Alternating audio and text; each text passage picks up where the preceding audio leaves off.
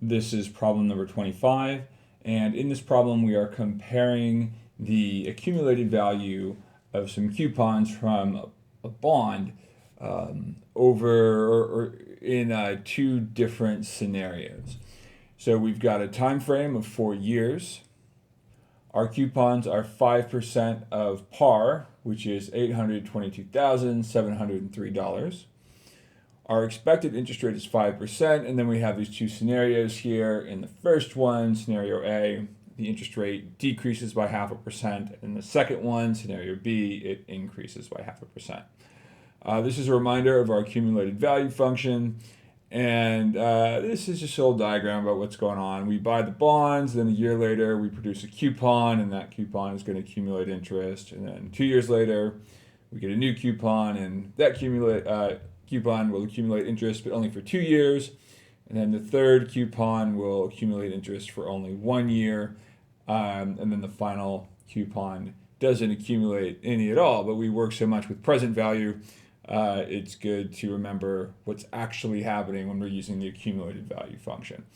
So in order to get a value here, we're going to need to know what the value of the coupon is. We can't have an accumulated value of a series of coupons unless we know the value of any one given coupon, which comes from this, 5% of par. Our coupon rate is 5% of par, so we just multiply those two values together. We'll call this C. It's 0.05 times 822,703, which is equal to 41,135. And there are some pennies there, 15 cents, but I'm going to leave those off. Rounding everything to the nearest dollar in this problem. So now that we have our coupon value, we just need to find the accumulation factor under the different conditions here. So we'll take our coupons times S angle 4, starting with our baseline of 5%. That's coupons times 1.05 raised to the 4 minus 1 over 0.05, which is coupons times 4.31013. And if we multiply our coupon value by our accumulation function value when the interest rate is 5%, we get $177,298, again, rounding to the nearest dollar. Now let's take scenario A.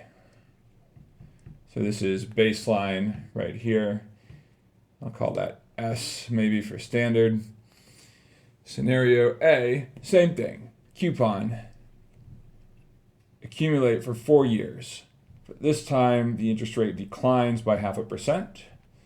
So we get coupon times 1.045 raised to the 4 minus 1 over 0.045, which is our coupon times 4.27819, which gives us an accumulated value of those coupons of 175,984.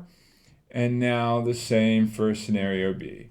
Coupon times our accumulation function, S angle 4, but this time with an interest rate that has risen by 0.5%.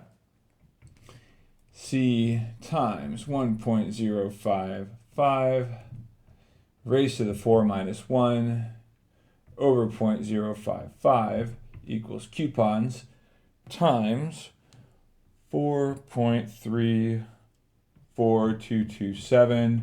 And then if we multiply that out, our coupon value times our accumulation function value, we get 178,620.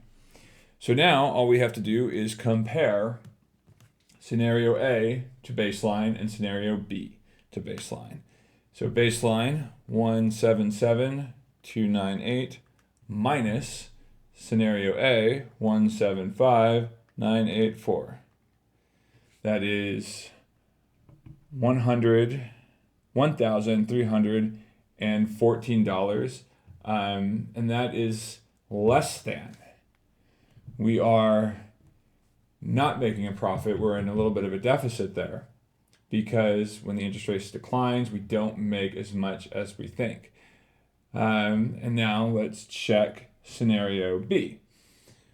177,298 minus 178,620 is 1,322.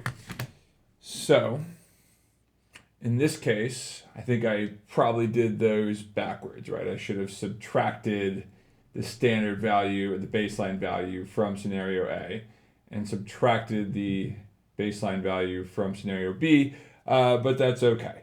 Because the issue here is the relative distance from our baseline and how that compares to our answer choices.